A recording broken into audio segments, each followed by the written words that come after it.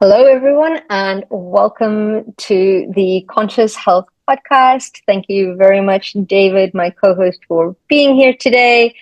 And today we are really looking at this is the sixth episode, and it is titled What are Archetypes and How Do They Help You Transform? Now, David, I know you've recently written a paper about this, which will match this. Could you define what is an archetype, first of all?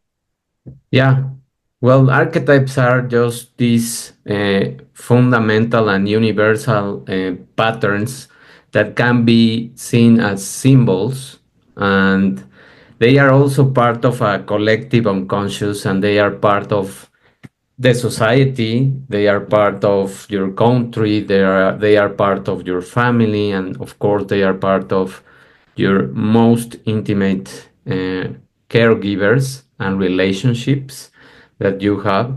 And they were proposed, not discovered, because this is just wisdom and this is just Mm-hmm. some patterns that are going to be reflected, but it was proposed by Carl Jung, all of these different types of archetypes, and they are deeply embedded in our behavior, in how we behave, and they have, of course, influences in rituals, they have social interactions, and they can have personal development depending on how we use them. If we use them wisely and if we detect what we are doing in our lives, we are going to really get some traction and transform the way we are relating to the world and having different relationships. If we use them in, let's say, the shadow form, which is the your opportunity to grow, these are more like, well, they can become toxic. They can give you, of course, uh, different kind of symptoms. Let's say you develop some kind of uh, sentiment of feeling stuck in your life, sometimes having struggles, sometimes trying to people please, sometimes trying to be too needy, or all of those things are different kind of patterns that we are going to reflect. And they also are seen as instinctive reactions to certain situations, and many times they operate independently of you being conscious. That's why many times we fall into these patterns without noticing. For example, the most common that comes to my mind is playing the victim. No, that's a pattern that many times has been showing up in our lives and in the world, and it is used many times as a form of manipulation and also as a form of um, trying to attract attention to yourself. And it's just something that you learn by example, that you witness when you were a child, and sometimes you are playing it and you don't even notice that you are doing it. So that's, I think, the easiest way to define them. So, would you say that they are kind of like belief systems or conditioning that we've perhaps inherited from our parents and from society, from like you say, from our cultures and from the countries that we live in as well. So, for example, me being Portuguese and South African and living in the UK, there will be a lot of imprinting from these various cultures and aspects of who I am and what I do and what I unconsciously do Mm-hmm. as Yes, well. yes. Okay, so from an ancestral and intergenerational perspective, I tend to, when I'm working in the Akashic records, there is the aspect of when the soul incarnates, we choose the different themes, I suppose, the different archetypes that we want to experience or move from. And a lot of the times we end up picking specifically these our parents because their genetics hold all those kind of like if you were to think of it as a palette for the Mhm. painting that we're about to draw. So all the colors, the good, the dark, the light, the dark, all shades of, because I don't see them any as being bad, but it's really that and then we're brought into that environment, absolutely, which kind of like I think molds our physicality. But the soul chooses all those kind of like perimeters in order to work with them and to overcome them depending on the theme that the soul wants to experience, which I think is quite beautiful in that sense, even up to choosing the genes of what we look like, in order to navigate this world as well. So I think that plays a very, very big part where we start to see those intergenerational traumas being played again, or those habits, or those mindsets that we seem to carry with us, whether it be of a victim or whether it be of, a people pleaser or whatever it may be, or needing to take responsibility for other people's actions, no matter what it may be. I think we tend to, it gets imprinted into our personality, which creates those, I think, archetypes that you might be speaking of. Does that make any, have I got it right?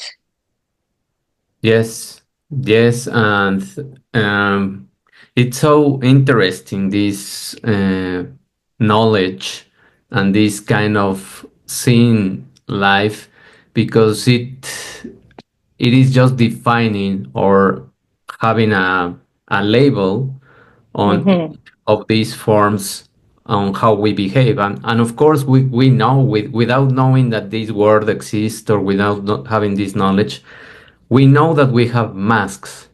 We know that Mm-hmm. we many times behave according to the place and the people that we are around. So we are playing this game all the time. So if I am speaking it here, I am trying to be as much as possible authentic. Mm-hmm. I want to share the things that I'm talking about, but I know that the audience of the podcast is going to receive this kind of knowledge in a different way than if I speak with my friends. So if I am with my friends, I cannot speak about those things because many of them won't understand or won't be interested. And then you should speak about other things that you can Mm-hmm. relate to. Or if I am teaching a class in the school, I have to be in a position of a teacher and I have to teach the syllabus that I have and all of those things. So we always play this game of masks, and Mm-hmm. in this case, the archetypes go beyond this mask Mm-hmm. because they are embedded, as I mentioned, in our subconscious mind, let's say. Mm-hmm. And as much as we don't want to behave like our parents, and we criticize many things of our parents, we are playing those archetypes many times. Absolutely. And if we don't realize that we are doing that, we can follow the same pattern of behavior and we can fall into the same, let's say, mistakes, no? Because we are afraid sometimes of this word of mistake, making a mistake. Mm. But it's much better to recognize that you are mistaken and that you did something wrong, whether it was because you didn't know how to do it better, or whether it is because you were unconscious.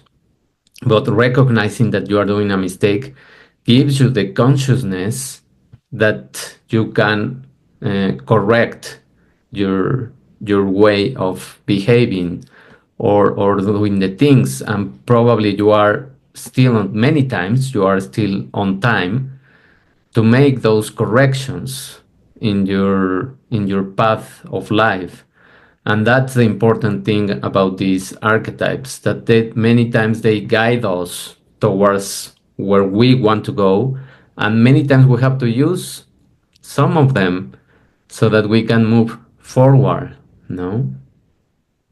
Absolutely. But and from another perspective of that is that, well, there's two things I want to talk about with regards to that. Is one, for example, the intergenerational diseases that we're more prone to, that show up for us is important from that spiritual perspective as it gets passed down to us, as we start to wear those masks, as we continue to ingrain those patterns, whether it's conscious or unconscious, it tends to show up. So, for example, I tend to see, and obviously this is a generalization, that a lot of the times, depending on, say, for example, if cancer shows up within our bodies, that it is suppressed anger. And a lot of the times, it's, depending on where it is, will indicate where the suppression is.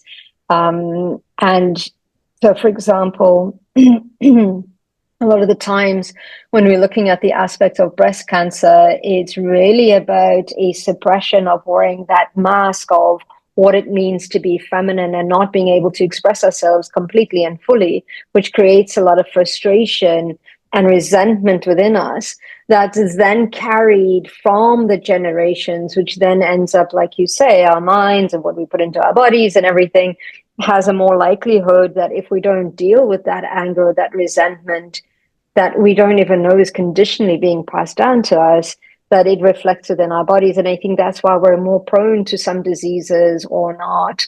And perhaps you can talk to that as well. And then the other thing is when we look at recognizing the mistakes, or I call them patterns, that we've been kind of like, doing, they serve us to a certain point, which is why they're unconscious. And when they become conscious, it's because they don't serve us anymore. So perhaps being a victim has served somebody to the point to where they are ready to let go of it, and then they don't need that anymore as they move past that. But it's realizing, okay, where is that coming in? And in my world, we tend to see it showing up in all areas of our lives, right? When we start looking at, why is everybody being a victim? Like, why? Like, what's going on? But usually that's a reflection within us and starting to look at, okay, where am I being the victim? In what area of my life, whether it be business, relationships, friendships, or whatever it may be. I mean, that came up for me once, and I can give an example where I had a lot of people bringing in the aspect of control. And I'm usually the most easiest going. Like, I tend to be, I think, I tend to be quite easygoing and relaxed and going with the flow. And that in itself has its limitations as well. And that's the other thing. I feel that everything has a scale of too easygoing is not great either, right? And I was being faced with a lot of people trying to control, which really it started being kind of like, what is going on with me? And then I started to reflect and using this method. Where am I controlling? And then I realized that I wasn't controlling enough.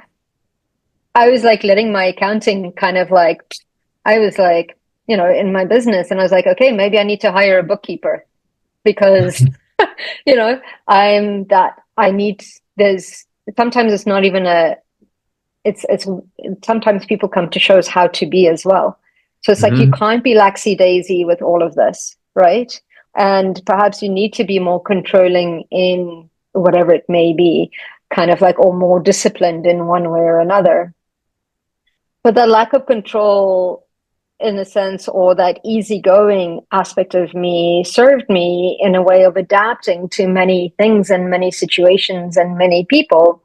I think I'm still pretty easygoing, but it's with that aspect of tweaking. But these patterns tend to start showing up for us in many areas of our lives, whether it be in friendships, whether it be in business, whether it be in our work, our colleagues, our friendships, our parents, wherever it may be. These tend to show us how to move through them.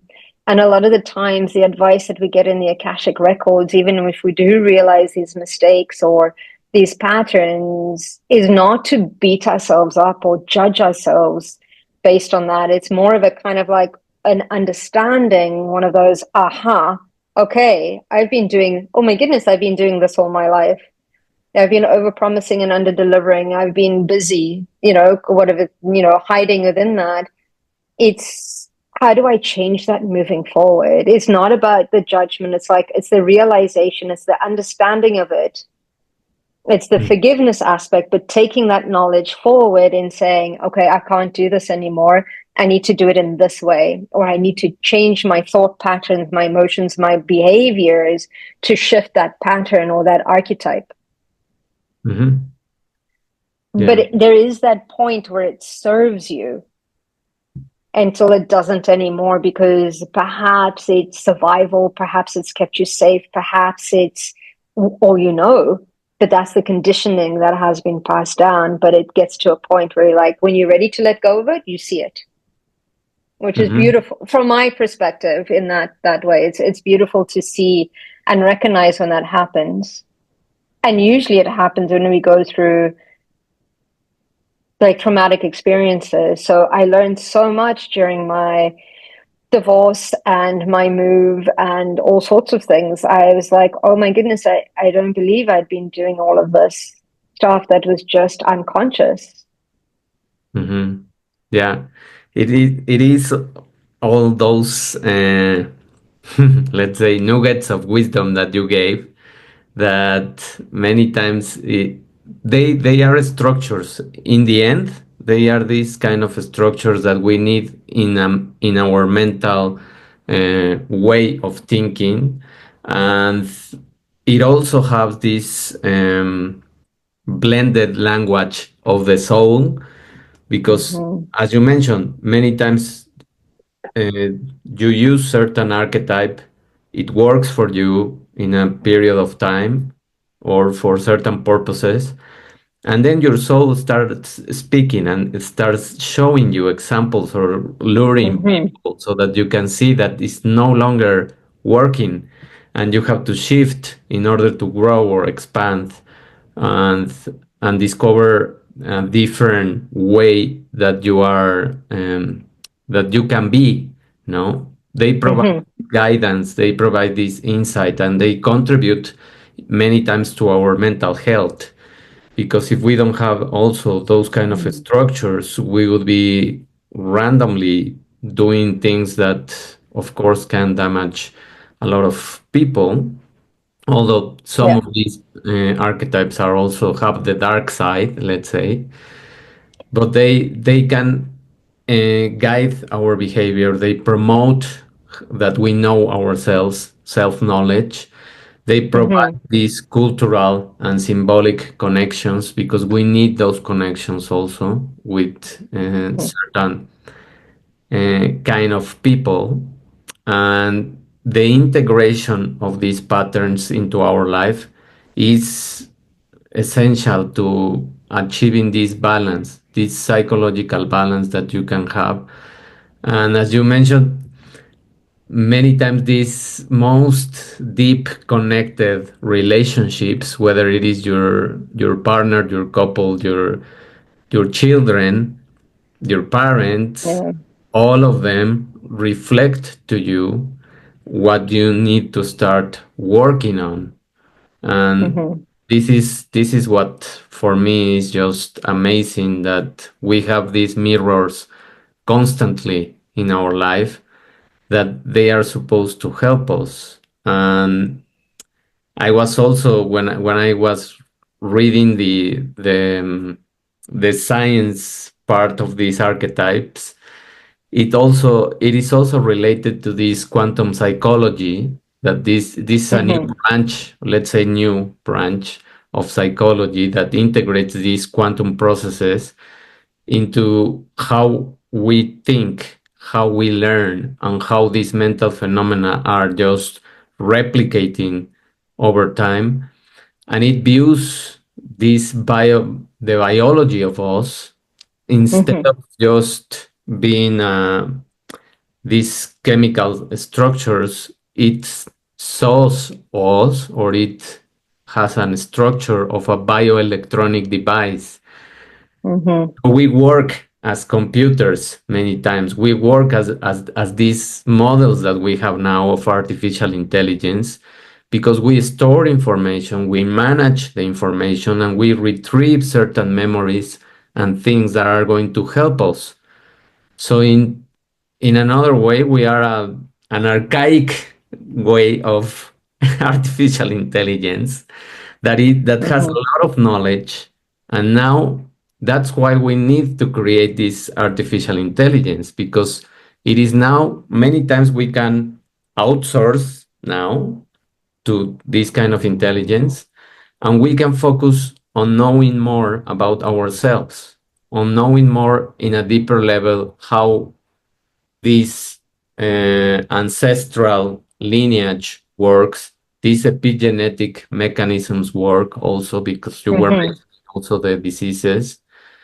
And those are crucial to understand this role of the archetypes also.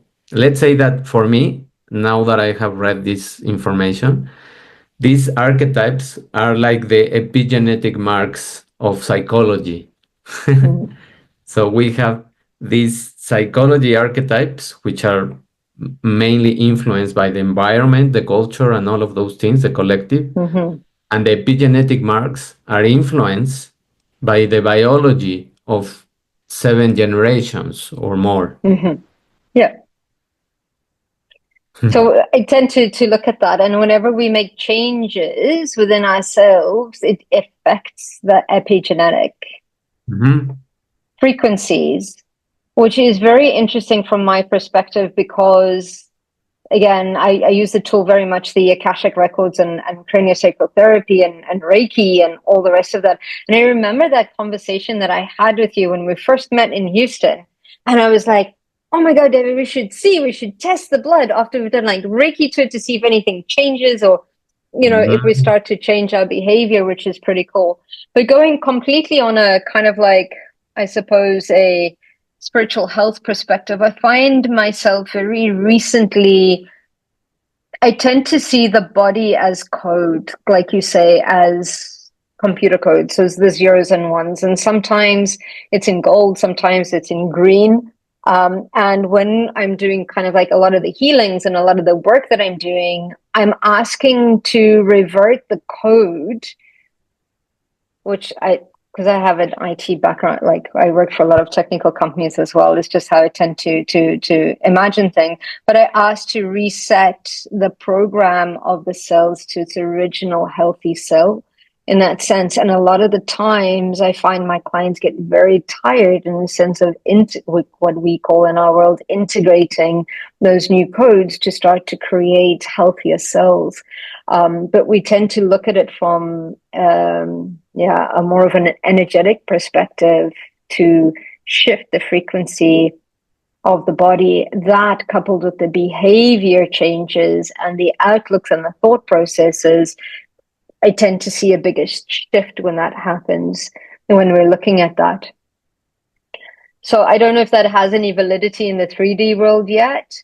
I definitely see it more of like the mental emotional aspect, which then the heaviest form is the body, which is the 3D form.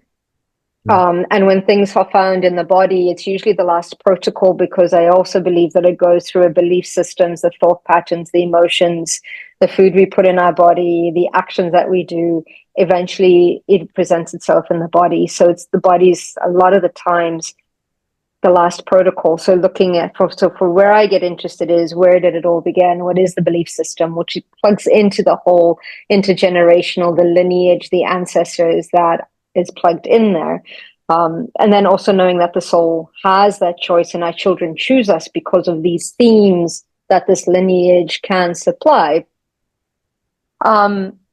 My question for you really is, have you started seeing a physical representation of the archetypes, in the body? So for example, like people that have arthritis, I tend to find that they're very much like perfectionists. Mhm. And they're either kind of like very rigid in their thinking and their belief systems, or they're the opposite, where they're extremely flexible. So when I start to see that over flexibility in joints and issues that start coming in, there is where you find a lot of people are too flexible and they don't have boundaries and they people please. This seems to be a pattern within their flexibility. And even if I look at the people that I know and their blueprints and looking at that, it a lot of the time tends to ring true. So have you found any of that physical representation in the body with a lot of the archetypes that you've worked with, whether it be physical, mental, emotional, psychological? Yes, yes, I have seen many examples of people and these archetypes or emotions or behaviors that they are witnessing in their own home Mm-hmm. and how they influence them. And when I ask for kind a certain type of disease that they Mm-hmm. have in the family or they are already developing, I can notice that it completely makes sense to what happened to them in terms of this kind of controlling behavior sometimes or manipulation of their own Mm-hmm. parents or restriction of their own parents. I have a very good example that can work. I have a friend from the very long time, and Mm-hmm. I really just start assembling her case in the few months that I've known her. She had a mom that was extremely strict in a way that when she was a teenager, she couldn't go out with certain friends. She had to lie many times, and she had to respect certain boundaries in terms of the timing. And she couldn't do anything on Sundays because Sundays was certain family thing that she had to do. So she was extremely restricted. So the mother had arthritis, rheumatoid arthritis, Mm-hmm.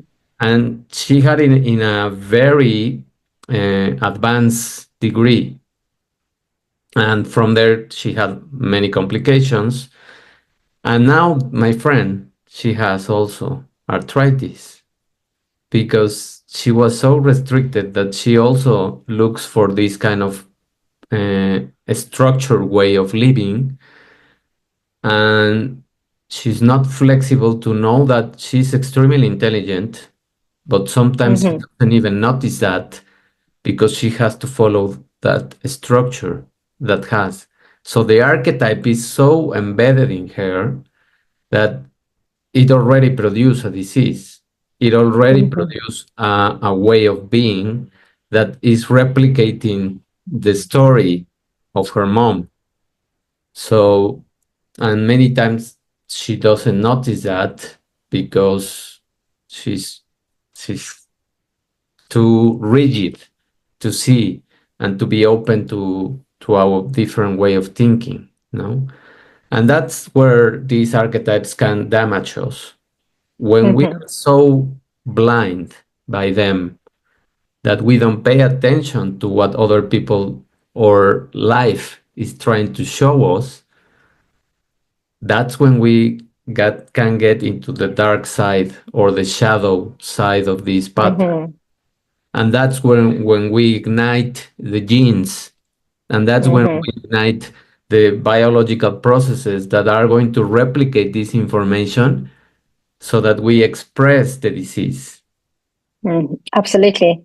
And it's when we express the disease that we start to investigate why, which helps us to come full circle into looking at where did it start. Well, at least I hope so, because I think things are changing right now. Because before it was like, give me some sort of medicine and make it go away.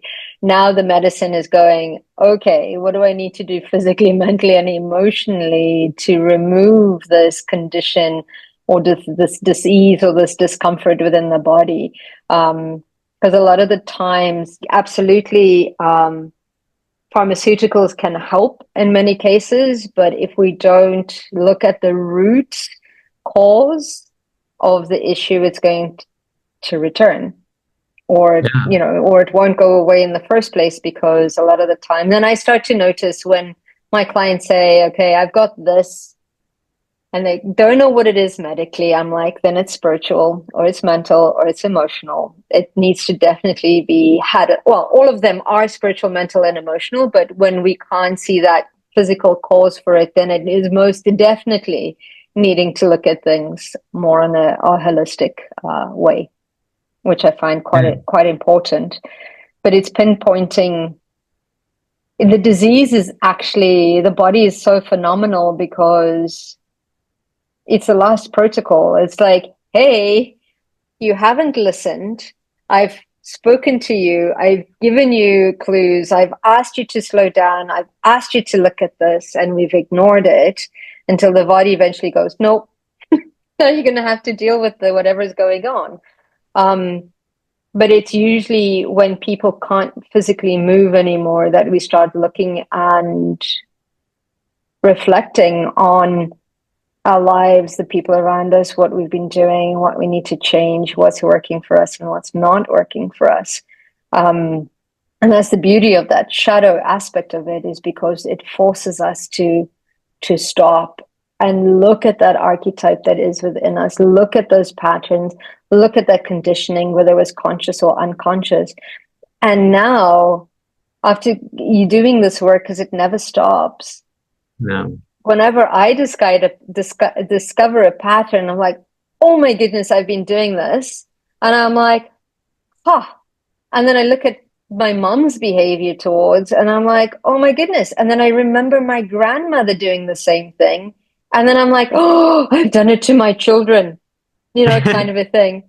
And then I'm like, and then I look at those patterns that have been kind of like replicated. So now what I do is that now that I recognize it, absolutely changing my behavior, that instead of beating myself up, I look at this time and I go, okay, like, how has it impacted my life? How has it impacted the people that I love? And now a lot of the times, like, I'll bring it up at dinner and I go, oh my goodness, I just recognize this pattern. And this is how my grandmother did it. This is how my mom does it, because my mom lives with me as well. And I'm Mm. like, oh, I'm so sorry. This is how I've done it to you girls. And do you see it replicated in your lives? And my two daughters are very, very different. But the one will be like, oh my goodness, I totally see that. And the other one's like, nope, she's got other genes in there somewhere. She's the other extreme, Yeah. which is beautiful, because that teaches us one way to come somewhere into the middle, because the pendulum always swings too far, right? So it's Yeah. beautiful in the sense of bringing it up not as a criticism or as a judgment, but more as an awareness, and it thinking about, okay, how can I change this moving forward? What boundaries can I put in place for myself, or others, or what discipline, what do I need to shift, right? Like, and that's important. And it's beautiful by looking at our parents and what they have, to make sure that if we don't want to end up that way, that we change our behaviors. But if they do have those good behaviors, to really instill them within ourselves as well. Yes. And I was also thinking of the perfect analogy in terms of the technology and what happened with Mm-hmm. me with this computer that I'm using now. As I told you, the computer start failing the screen, and then well, Mm-hmm. they changed the screen. Well, that was one step. Once they delivered to me, it didn't work the software. So the software Mm-hmm. had something, and the guy in the store explained me that this software, when it is installed, it has layers, Yeah. and probably one of the layers wasn't properly installed, and there were some bugs in the software, in one of the layers of the software, and it has to be replaced. So they put a new software. It didn't work. It had the same problem. So what I had to do is to reset completely the computer Mm-hmm. and start it as if it was new. So this is what happens in our lives. Yeah. sometimes our screens fail. They don't Hmm. work. We don't recognize the things that we are being reflected. So we need No. a change of the screen. We need a change of the screen. We need a certain new software, which is new thinking way. Absolutely. And sometimes we replace the thinking and it still doesn't work. We still Hmm. find struggles, we still find pain or even suffering. So that Yeah. means that it is a deeper layer of the software that was not installed properly. So you are not thinking properly in a deeper way. So you have to do Yeah. a deeper cleaning of probably your childhood experiences Yeah. and reflect on what happened to you when you were a child, how your parents treated you, all of those things. Once you do that work, then probably it will work. But if it doesn't work, if it's Yeah. still you find struggle, if still you find this suffering, that means that you have to shift into a completely new person. And you have to start from zero. And you have to be compassionate to yourself. Mm. Just take one at a time the things that you want to implement in your life. So probably that's the best way for us to behave. So technology is also reflecting to us what we need to Absolutely. do, what are the layers that we need to clean, what are the layers that we need to Mm. reinstall in our system, and that information is stored and it's going to be decodified into a biology way of behaving. Yeah. That's how you are going to work and clean your diseases, and that's how they are cleaned in reality. You have to go to Hmm. the root cause, which is the deeper software layer.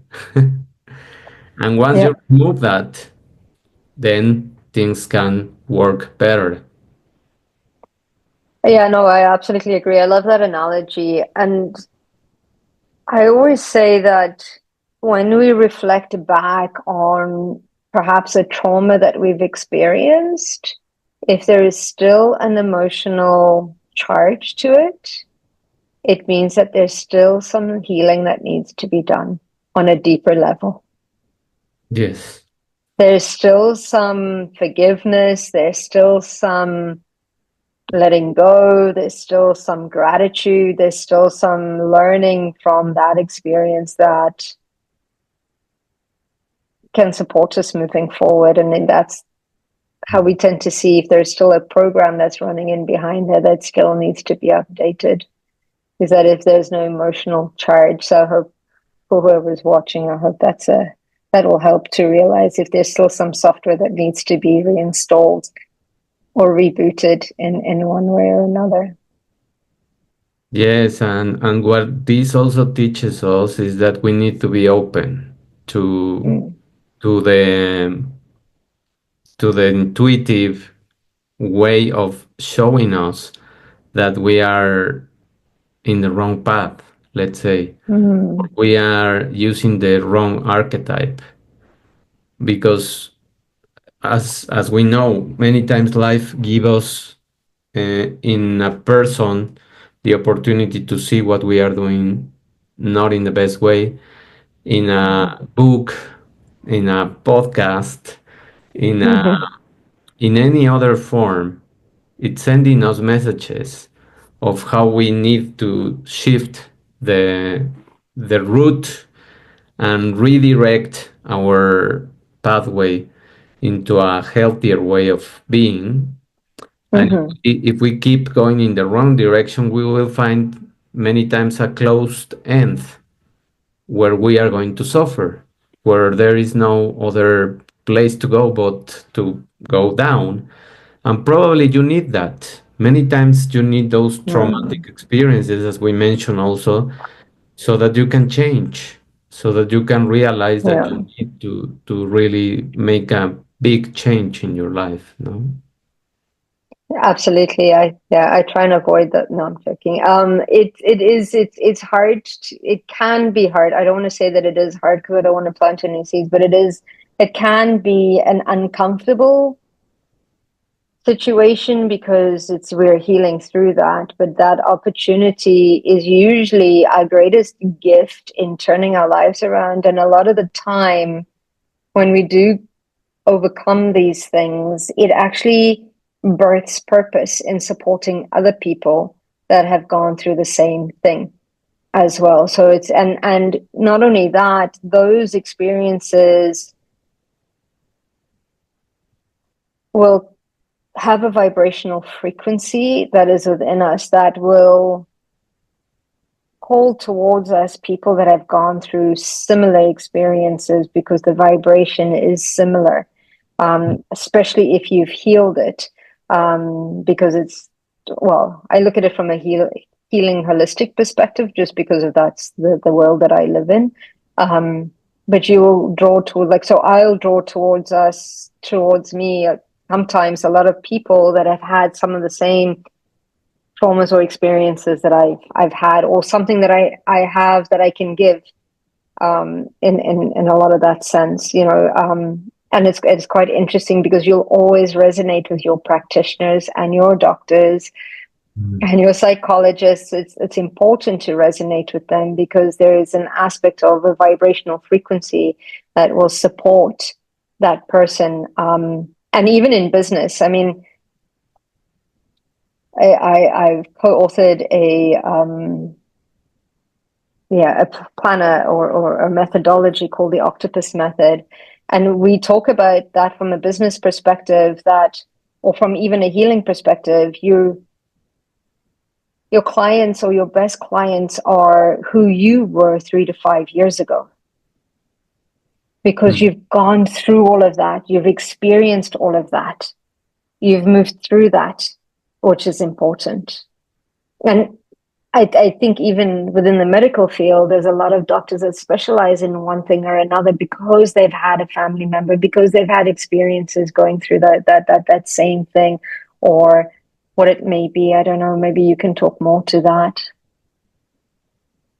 Yes, I mean we recognize our own pain, we recognize our own wounds, and we try to, as much as possible, to heal them. And many times, healing those wounds means choosing a career or a path that takes you through the knowledge of why it happened and why it Mm-hmm. keeps happening. If you are consciously mature, let's say, you will recognize that these patterns are not just in the biology, they are Mm-hmm. deeply rooted into more things, as you mentioned, the example of cancer, no? And any other disease, any other chronic disease is based on the emotions, is based on the psychology of thinking, Mm-hmm.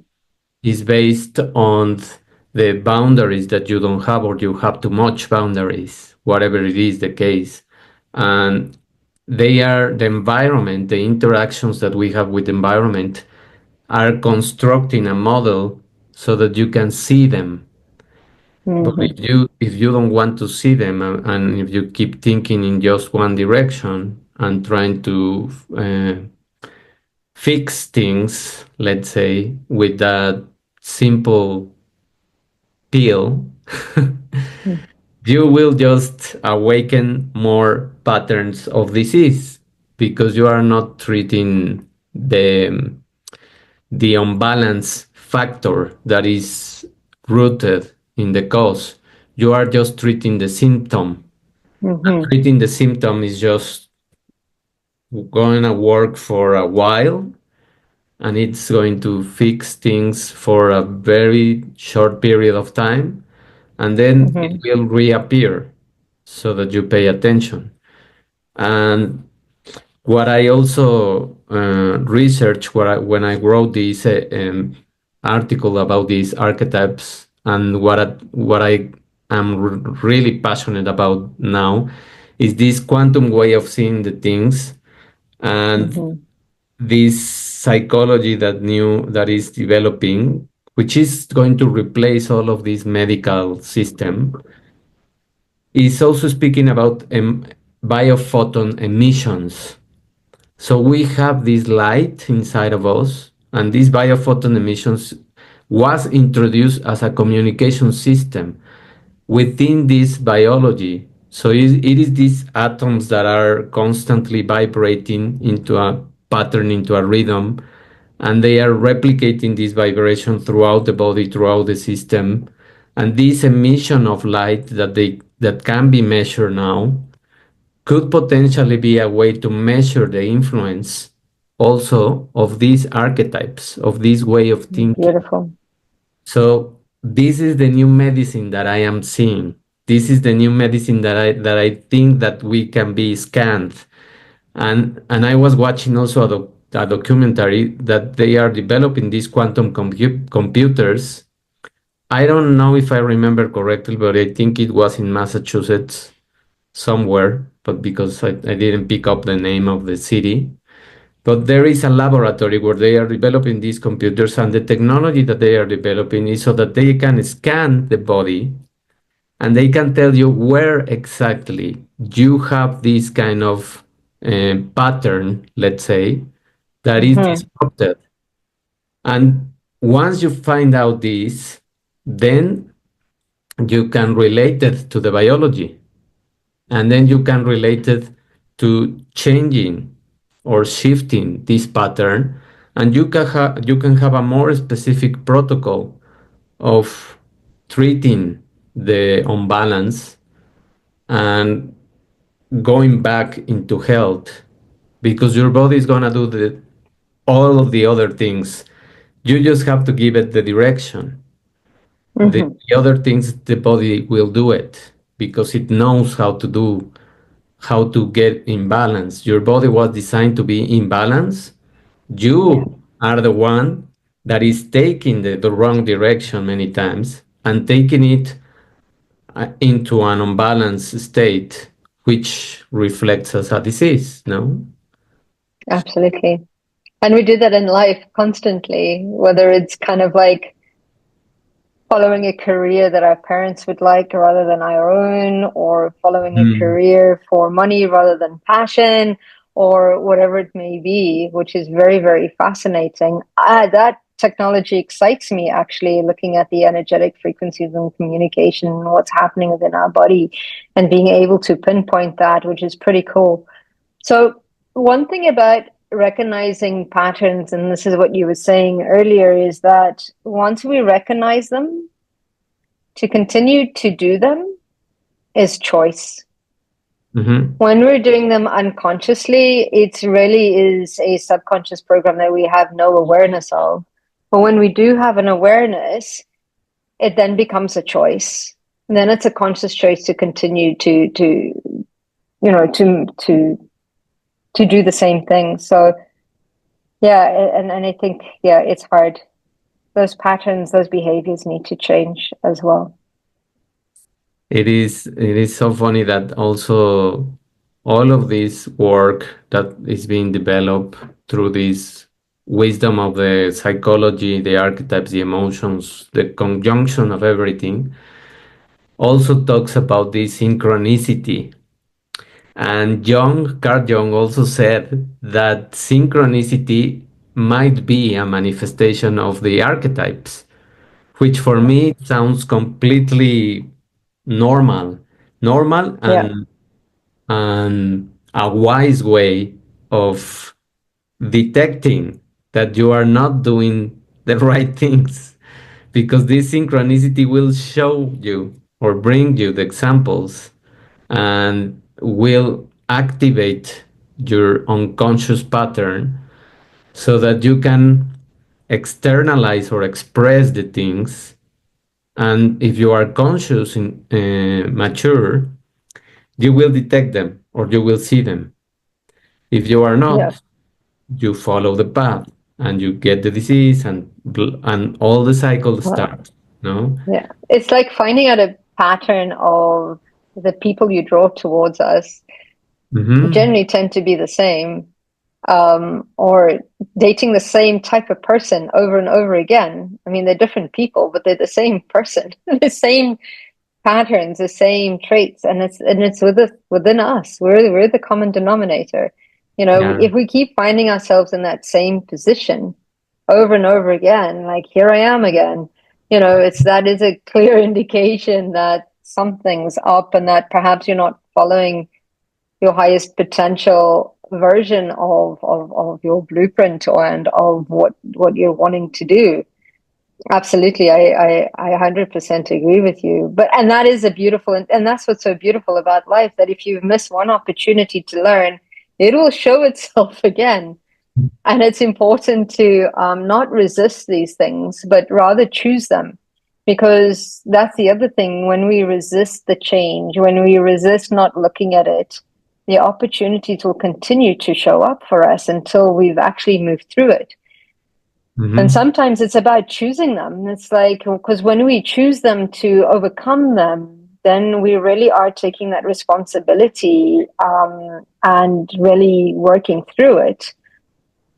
And I think that is important. Once we recognize these things, it is easier and less painful to move with it, to feel it, to experience it, to understand it with a place of compassion and grace. And then the important thing is to action differently. And you're right, it all starts with our thought. Our mind controls our body in many ways. Our thought processes, our belief systems are the biggest influence on our emotions that I think influence our body. Yes. They they are those also higher level patterns that we need to recognize, and we need to see them as either coherent or incoherent. No, if we Mm-hmm. are incoherent, then we are going also to create a different level of thought processes.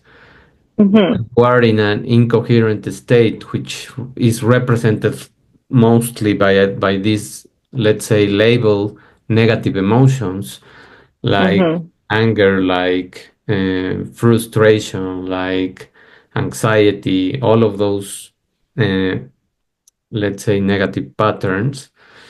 You you recognize that you cannot think under those states, and you recognize that that level of frequency that you are sending to your body is just bringing up more disease, is bringing up more systems, more chaos into your life. Mm-hmm. If you remain in that state, if you shift from that state and you look for breathing exercises as we Mm-hmm. were speaking the last episode, then Yeah. you will create a coherence that is different, and your level of thought processes is going to be fixed into a more, let's say, synchronistic way of thinking that is Mm-hmm. going to bring you much better outcomes, no? Yeah.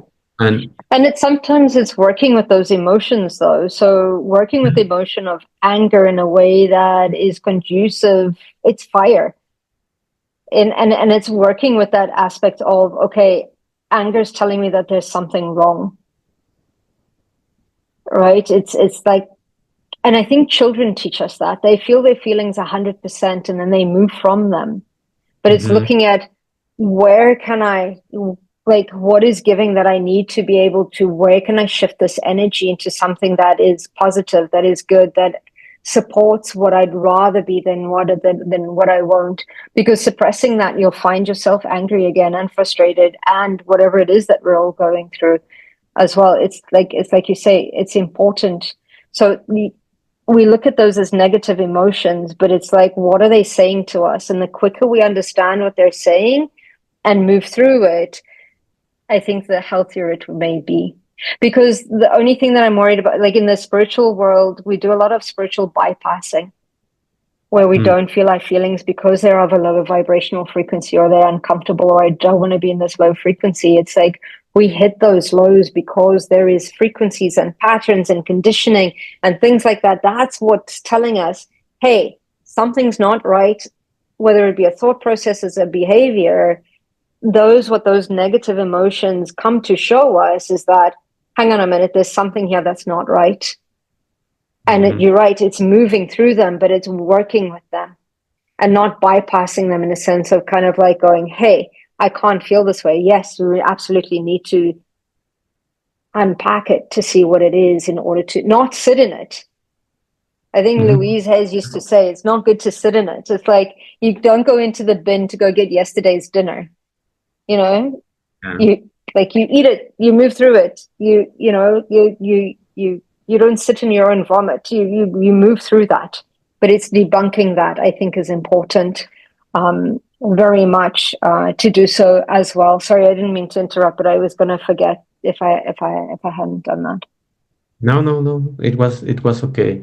I mean, it complements what I mentioned, and it gives us this um, power back to us, and also not. I also agree that that's why I quote negative Mm-hmm. and all of those Yeah. things because people say that they are negative, but they are not. They are Mm-hmm. just ways of showing you that you are not in alignment, that you are Yeah. not in coherence, that you are not in your best self, let's say. And we are allowed to be in those states. We are allowed to be in those Yeah. states. And we should recognize those states better so that if we need to be isolated for a period of time, we can be.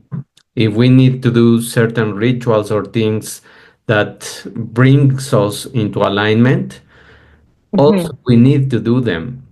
I was watching a movie yesterday and they show a scene where this guy was being humiliated by his girlfriend in front of her friends, and he swallowed the anger a little bit. It's shown in the picture. Yeah. And Yeah. then the next day he goes running and he fuels that energy into exercise. And that's what I used to do also. Many times Mm-hmm. when I felt whatever the emotion was, either sad or angry or any of those, moving my body and doing exercise bring me into a completely different state. Actually, it is in the book that I published one of Yeah. story that is completely my story, that Mm-hmm. it was the worst day of that stage of my life because I failed a very complicated subject in my master's degree. Then that same day, I was fired from the job that I had. And so I said, I don't know what else is going to happen, but I need to go and do exercise so that I can shift this. Mm-hmm. And that day, I met a woman, I met a girl that I was attracted to, and she was attracted to me. So it was like, but after the exercise.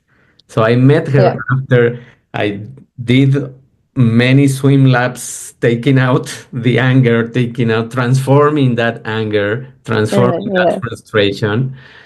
And I took a shower, which is also a process of cleaning yourself. It's not just Yeah. physically Absolutely. cleaning, it's Yeah. cleaning these patterns of thinking.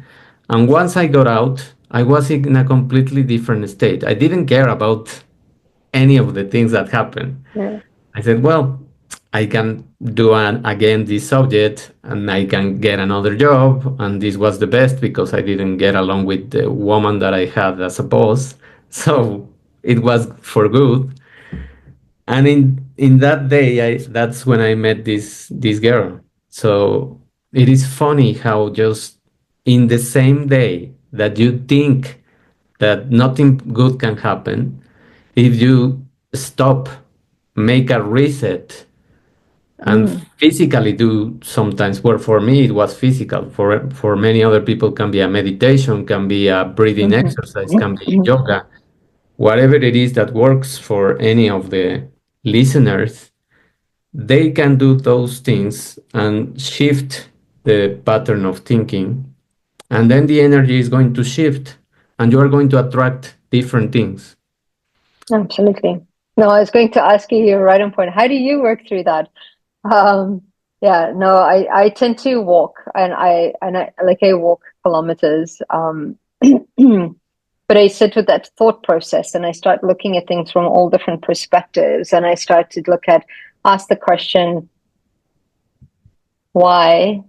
How is this working for me? Where is this going? And a lot of the times I actually walk until I get the answer. So I get the understanding of what is the resistance on my end. What is the thought? What is the limitation on my end? What haven't I been seeing? Was it an expectation that I placed on something? And I was quite interesting because I was talking to a very good friend of mine the other day, and I said, when I go through these things, I open up a lot of tabs.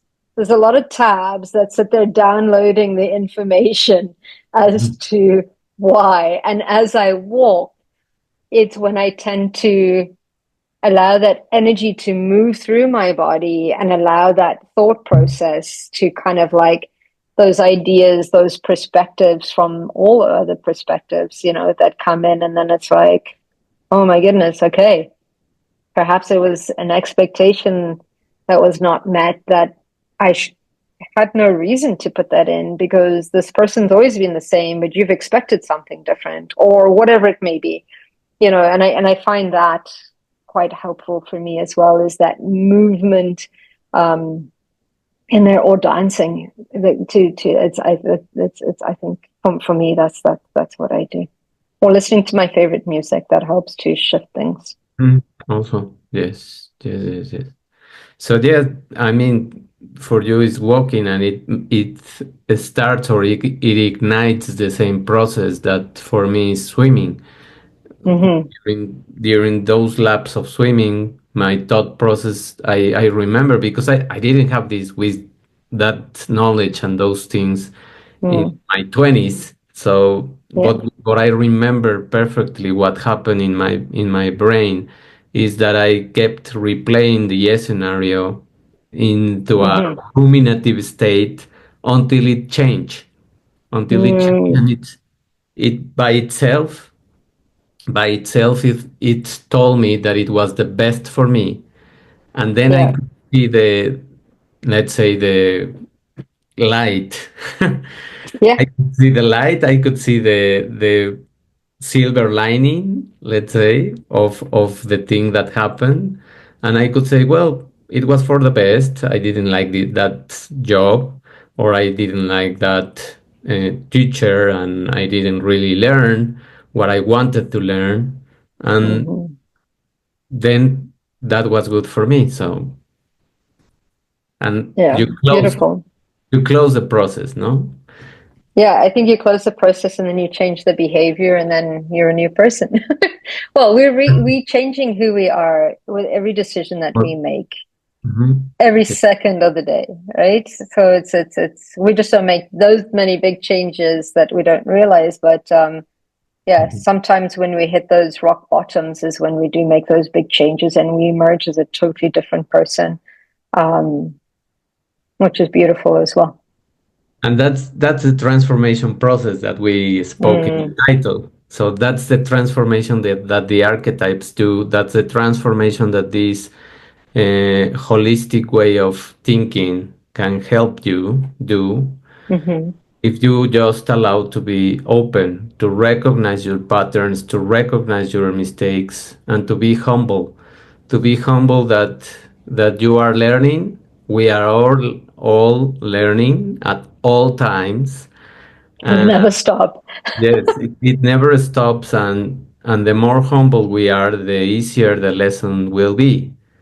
The more stubborn or ego narcissistic you are, the harder it will be. So Yeah, you better relax and take the lesson, and that's it. Yeah. absolutely. I agree. And I think the more conscious we become, the more healing we do. the more Mhm. we move through these situations with grace and with ease.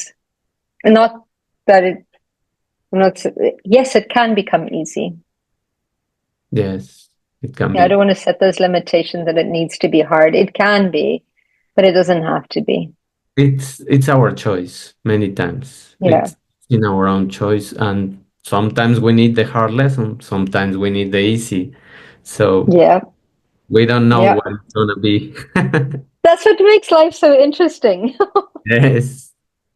So I think that we can wrap up and say that um, the message that we just want to transmit with this episode is that all our lives are filled with patterns because we are born into a society that is already in place. We are born into a culture that has already traditions and things and ancestral lineage also. And we just need to recognize those patterns and learn from them and move on. You know? Yeah. With grace and with ease and with love and compassion for Yeah. self. Yeah. With all of those ingredients, let's say. Yes. I love that. Thank Perfect. you, everyone. Thank you, Thank you, Natasha. everybody. Thank you Thank you, David. for being here and send those questions, send those things, send those stories of your own life where you have faced struggle or where it has been easy to reflect on your own patterns and we will answer to them. Thank you. See you in the next Thank one. you. Bye bye. Bye.